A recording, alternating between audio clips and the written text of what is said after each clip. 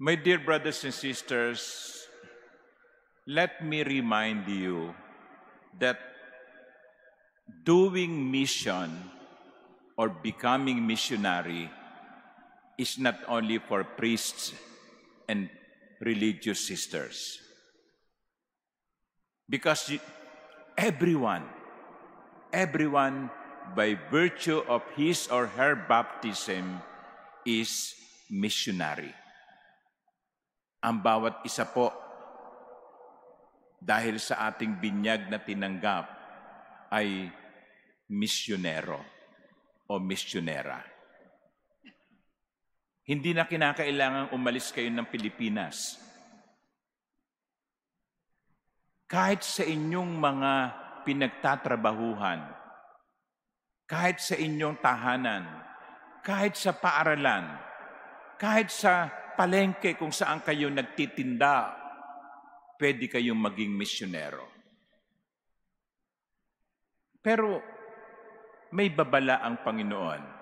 Sabi niya, "Behold, I am sending you like lambs among wolves." He is telling his disciples and us that it is not an easy job. You will face rejection. You will experience persecution. At alam niyo naman yan, di ba? Kung kayo ay makita na nagdarasal sa opisina, minsan ngingitian kayo ng inyong mga kasama, pero may halong pang-aasar. Kung gumagawa kayo ng mabuti dahil yun ang narinig ninyo sa simbahan, may mga taong pag-iisipan kayo ng masama. Kapag nagsasalita kayo tungkol kay Kristo, kay Jesus, maaaring yung iba umalis. Pero pag pinag-uusapan ang buhay ng kasama sa opisina, nagkakagulo. Pag pinag-uusapan ang buhay ng isang artista, ayaw maghiwa-hiwalay. But once you begin talking about Jesus, some would say, "Ay, may gagawin pa pala ako." Those are the things that Jesus knew would be happening to his disciples. There will be rejection. And the Lord is saying that, okay, when that happens, leave that town, go to another town until you find people who are receptive to your message. Huwag mong ipagpilitan sa tao na ayaw.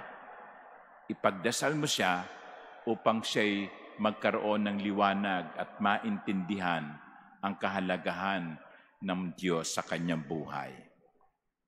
But let me remind you, all of us, not only me, all of us are missionaries. And imagine how the world will be, how society will be, if all of us will become true missionaries and disciples of the Lord. Sabi pa nga ng Panginoon sa Ebanghelyo, into whatever house you enter, first say, peace. Peace to his household. Every missionary is or should be a bringer of peace. Tagapagdala, tagapaghatid ng kapayapaan. Kaya nga mga minamahal kong kapatid, yan siguro ang magandang biyayang hilingin natin sa misang ito. Panginoon, lagi mong ipaalaala sa akin na ako'y misyonero, na ako'y misyonera. Please, Lord, remind me that I should always try to be instrument of peace. Amen.